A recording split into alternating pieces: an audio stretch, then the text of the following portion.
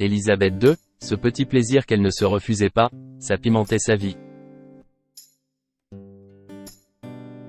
Dans une révélation surprenante, l'une des plus proches assistantes d'Élisabeth II a dévoilé auprès du média australien Herald Sun le 14 avril dernier que la défunte reine trouvait du plaisir dans les imprévus, affirmant que cela pimentait sa vie. Il est rare de voir une figure aussi emblématique que la reine Élisabeth II révéler un côté aussi humain et spontané. Pourtant, aussi étonnant que cela puisse paraître, dans le cadre strict et souvent rigide de la monarchie britannique où chaque détail est minutieusement orchestré, la défunte reine trouvait une joie espiègle lorsqu'un événement ne se déroulait pas comme prévu. La reine n'avait pas d'ego, elle était si à l'aise avec elle-même, pourtant, elle aimait quand les choses allaient mal, a révélé Samantha Cohen, l'une des plus proches assistantes d'Élisabeth II, auprès du quotidien australien Herald Sun le 14 avril dernier, information reprise par The Telegraph.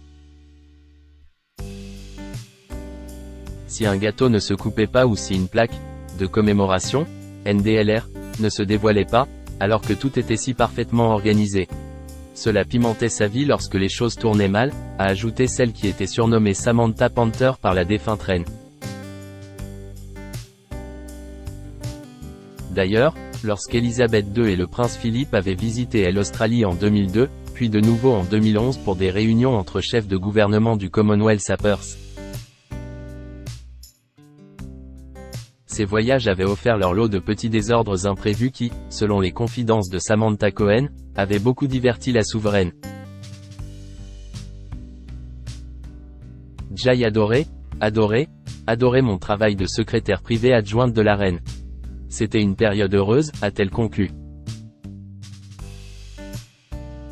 Élisabeth II, une femme d'une sagesse remarquable.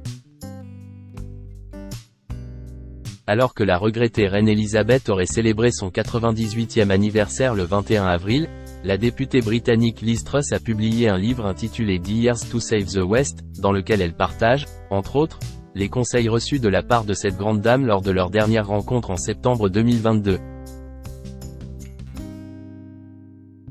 La reine a évoqué tous les défis du pays qui pesaient sur mes épaules. Elle était une femme d'une sagesse remarquable et tellement à la hauteur, a raconté l'ancienne première ministre. Curieusement, Élisabeth II a conclu leur échange par un présage inattendu. Je vous reverrai la semaine prochaine. Malheureusement, elle décédera 2 jours plus tard, laissant ses paroles comme un adieu poignant.